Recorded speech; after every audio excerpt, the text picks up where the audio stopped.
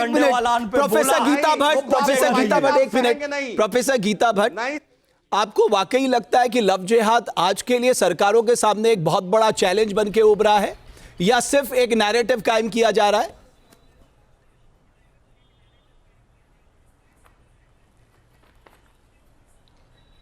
जी, मैं सबसे पहले तो आपके माध्यम से सभी पैनलिस्ट से निवेदन करूंगी कि कृपया हम कुछ शालीनता से आपस में एक दूसरे के समक्ष अपनी बात रख सकें। नहीं तो ऐसे गंभीर विषय पर बात करने के लिए आपने मुझे अपने चैनल पर बुलाया है। मैं आशा करती हूं कि, और विनती भी करती हूं कि 1 मिनट मुझे बोलने दिया जाएगा और एक हम शालीनता से आपस में संवाद कर सकेंगे। लव जिहाद का विषय और इसकी ये जो रचना है इस टर्म की, लव जिहाद की, इसको ये आपके दर्शकों को ये मालूम होना चाहिए कि ये जो टर्म है इसको एक केरल के हाई कोर्ट के जज के द्वारा 2009 में पहली बार ऐसे शब्द का प्रयोग किया गया, लव जिहाद का। जबकि ऐसे मसले केरल के कोर्ट में गए और वहां ये बात समक्ष में आई कि वहां की हिंदू लड़कियों को और कुछ क्रिश्चियन लड़कियों को भी उनका धर्म परिवर्तन विवाह के द्वारा कराया जा रहा है और उसके बाद उन्हें कई प्रकार की यातनाएं सहनी पड़ी। इसी कारण केस जो है कोर्ट में गए और तब वहां टी शंकरन नाम के जो हाई कोर्ट के जज थे, उन्होंने अपने जजमेंट में बाकायदा ये लिखा है कि एक महिला और पुरुष के बीच में प्रेम जो है ये एक सबसे जो है पवित्र भावना होती है। परंतु ये जो मसला मेरे सामने आया है इसमें एक प्रेम के स्थान पर यहाँ पे religion which is dominating the issue over here. उन्होंने इस तरह से वहां अपने जजमेंट में कहा है कि यहाँ पंथ है जो ज्यादा प्रभावी हो रहा है, आधार दे रहा है, और वहां उन्होंने लव जिहाद टर्म को कॉइन किया है। और यही नहीं, कानून में कहीं भी ये शब्द नहीं है। लेजिस्लेटिव असेंबली में प्रोफेसर भट्ट, कानून में इस बात को वहां डेटा बाकायदा दिया गया। प्रोफेसर भट्ट, कानून में इस तरह के शब्द की कोई जगह नहीं है। मैं आपको बता सकता हूं, the term love jihad is not defined under the extent laws. ये भी कोर्ट ने कहा है। देखिए, मैंने तो ये कहा नहीं कि ये डिफाइंड है टर्म। पहली बात तो ये है, मैं कहना चाहूंगी कि संविधान में कहीं ना कहीं इसकी परिभाषा दी गई है। ये तो पहली बात हो गई है। आप बिल्कुल ठीक कह रहे हैं कि कहीं डिफाइंड नहीं है, परंतु समाज में एक ये चुनौती के रूप में उभरा है।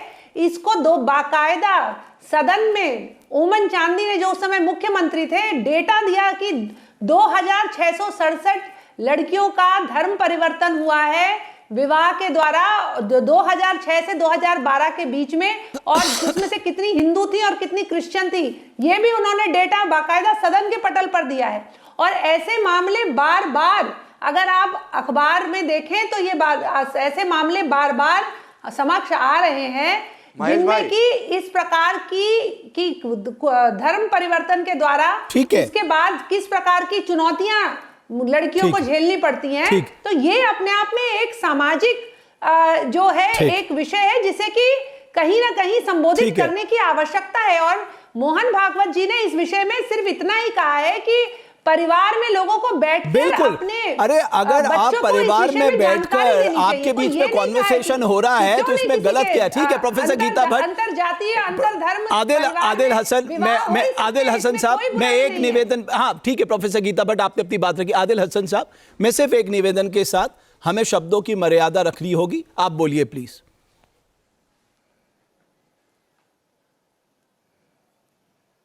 सर, मैं शब्दों की पूरी मर्यादा रखूंगा, लेकिन अल्लाह ने मुझे जुबान दी। अगर कोई मुझे बोलेगा तो उसी जुबान पे मैं जवाब देना जानता हूं। याद रखिए, आप एंकर हैं, आप मॉडरेटर हैं, आपकी दावत पे मैं आया हूं। तो मुझे कोई पर्सनल बोलेगा, मेरी पार्टी को बोलेगा, तो अल्लाह ने मुझे जुबान दी, मैं उसी से जवाब देना जानता हूं। हाँ प्लीज करिए, अच्छा जवाब देना जानता हूं। बोलिए, आप अपनी बात कंप्लीट। एक में फैसाब, अरे फैसाब उन्हें बोले दीजिए, वो मैं हूं ना यहाँ पर। फैसाब बोलिए। सर सुनिए, हाँ प्लीज बोलिए। सर सुनिए। आदिल साहब मैं सुन रहा हूं, बोलिए। मेरा यही मोहन भागवत जी जो हैं, परम आदरणीय जो हैं, उनसे मेरा ये सवाल है। इतने बड़े संघ संचालक हैं, एक चीज उनसे हाथ जोड़ के विनती है कि अंकिता भंडारी वाले केस को भी उजागर करे। हाथरस की बेटी के साथ भी हुआ, उस पर भी कुछ बोल दे। भाजपा के टॉप लीडरशिप का अंकिता भंडारी के मर्डर केस में नाम आया है, मोहन भागवत जी उस पर भी कुछ बोल दे तो अच्छा रहेगा। देश जानना चाहता है कि मोहन भागवत जी अंकिता भंडारी पर कब बोलेंगे। और भट्ट साहब, आप उत्तराखंड से आपका रिश्ता है, उम्मीद है इस मुद्दे पर आप मेरा साथ देंगे। उस बेटी को भी मोहन भागवत जी न्याय दे दे। अभी हरियाणा में भी जो मामला हुआ, आपने सुना, गैंगरेप वाला मामला जो निर्भया की तरह हुआ, उस पर भी मोहन भागवत जी बोल दे। बेटियों पर जो अत्याचार, जो रेप बढ़ रहा है, मोदी जी सिर्फ बेटी बचाओ बेटी पढ़ाओ पर जो बोल रहे हैं, प्रवचन नहीं दे, उस मुद्दे पर भी कुछ हो। मेरी बहनों पर, मेरी बेटियों पर इंसाफ। आदिल भाई, आपने अपनी बात रखी। प्रोफेसर गीता भट्ट, बहुत संक्षेप में फिर मैं आ रहा हूं। मेरे साथ विवेक जी भी जुड़े हुए। प्रोफेसर गीता भट्ट जी, देखिए, कोई भी महिलाओं से जुड़ा हुआ कोई भी अगर ऐसा विषय जो बिल्कुल आपकी बात बिल्कुल आपसे बिल्कुल सहमत हैं कि अंकिता भंडारी को न्याय मिलना चाहिए और उसके लिए जिस भी प्रकार की इंक्वायरी की जरूरत है वो होनी चाहिए कानून के अंतर्गत, इसमें कोई दो राय नहीं है।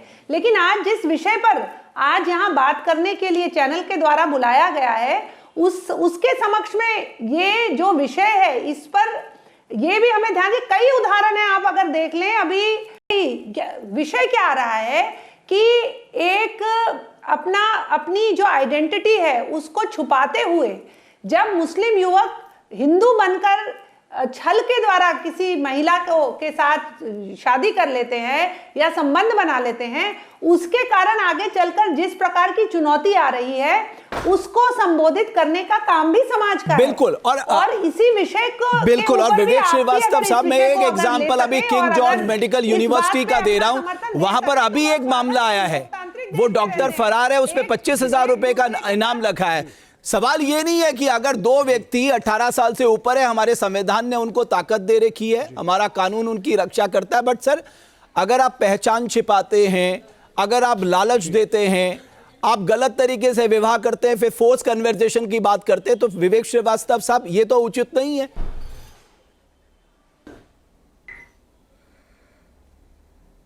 आपने बहुत सारी चीज़ों को इसमें डाल दिया, जबकि मोहन भागवत साहब ने ना तो फोर्स्ड कन्वर्जन की बात करी है। आज हम डिस्कस कर रहे हैं मोहन भागवत साहब ने क्या कहा है। मोहन भागवत साहब ने एक रिग्रेसिव थॉट प्रोसेस की बात कही है, जिसके हिसाब से जब वो कह रहे हैं कि लड़की परिवार के हिसाब से चले, आप इंटर कास्ट मैरिज के खिलाफ हैं, आप इंटर रिलीजियस मैरिज के खिलाफ हैं, आप कह रहे हैं समाज निर्णय लेगा लड़की क्या खाएगी, क्या पहनेगी, कहाँ नौकरी करेगी और किससे शादी करेगी, किससे रिलेशन रखेगी या नहीं रखेगी। So you are talking regressively. समाज आगे बढ़ रहा है। आज से 40-50 साल पहले लड़का लड़की एक दूसरे को देखते भी नहीं थे, माँ बाप निर्णय करते थे, विवाह हो जाता था। आज प्रोग्रेसिव थॉट प्रोसेस है। आज लड़की कहती है I want to know the boy, वो करता क्या है, चाहे अरेंज मैरिज हो, नौकरी क्या है, उसका नेचर क्या है, I want to meet him, मुझे उससे फोन पे बात करनी है, उसकी साइकोलॉजी क्या है, तब विवाह होता है। तो मोहन भागवत को पसंद नहीं आ रहा, कह रहे हैं साहब 5000 साल पुरानी संस्कृति का क्या होगा, लव जिहाद क्या होता है, 65। अरे भाई, हमारे आपने पूरा मामला ही उलट दिया। ये समाज, विवेक श्रीवास्तव साहब, आपने पूरा मामला ही उलट दिया। जैसी कुरीतियों से जूझ रहा था। ये मामला, सुने, मैंने नहीं उल्टा, या आरएसएस संघ की आइडियोलॉजी की मैं बात कर रहा हूं। It is regressive. आप प्रोग्रेस की बात ही नहीं करना चाहते हैं। फैमिली वैल्यू कहां से आ गई, फैमिली कहां से आ गई, कम्युनिकेशन कहां से आ गई, क्या कहना चाहते हैं? फैमिली वैल्यू तो हाईएस्ट, क्या चाहते हैं ये? फैमिली वैल्यू तो हाईएस्ट प्रायोरिटी के साथ बातचीत होनी चाहिए कि और हाँ, फैमिली वैल्यूज तो हमारी सबसे बड़ी ताकत है। व्हाट इज फैमिली वैल्यू, इसकी परिभाषा कौन देगा? ने क्या होती है वैल्यू सर? वैल्यू 50 साल पहले तो लड़का लड़की देखते भी नहीं थे एक दूसरे को, आज देखते हैं। तो आपका वैल्यू सिस्टम चेंज हुआ। आज चैनल अंग्रेजी में है कि अपने अंग्रेजी आपकी संस्कृति का पार्ट है। आज आप वोट बैंक ये भी आपकी संस्कृति का पार्ट हो गया। ये बात नहीं करना चाहिए। ओके, ठीक है अंबर जी, ठीक है विवेक जी, अंबर जयदी जी, अंबर जयदी जी, सुने ठीक है। मैं विवेक जी, आपका पॉइंट आ गया, मैं आपकी बात को ही आगे ले जा रहा हूं, उसके बाद में फिर आपके पास आता हूं। विवेक श्रीवास्तव साहब ये कह रहे हैं कि साहब हर किसी को अधिकार है, चॉइस का अधिकार है। 18 साल से लव जिहाद, ये आखिरी कंक्लूडिंग पॉइंट भी सुन लीजिए। हाँ, क्या आपने बोला, दोबारा बोलिएगा। जी विवेक जी, मैं बड़ा क्लियरली कह रहा हूं, ये इक्के दुक्के केसेस को लेकर के केरला स्टोरी बनी थी। जब फिल्म बनाई गई तो बोला गया 30,000 केसेस हैं साहब, 32,000।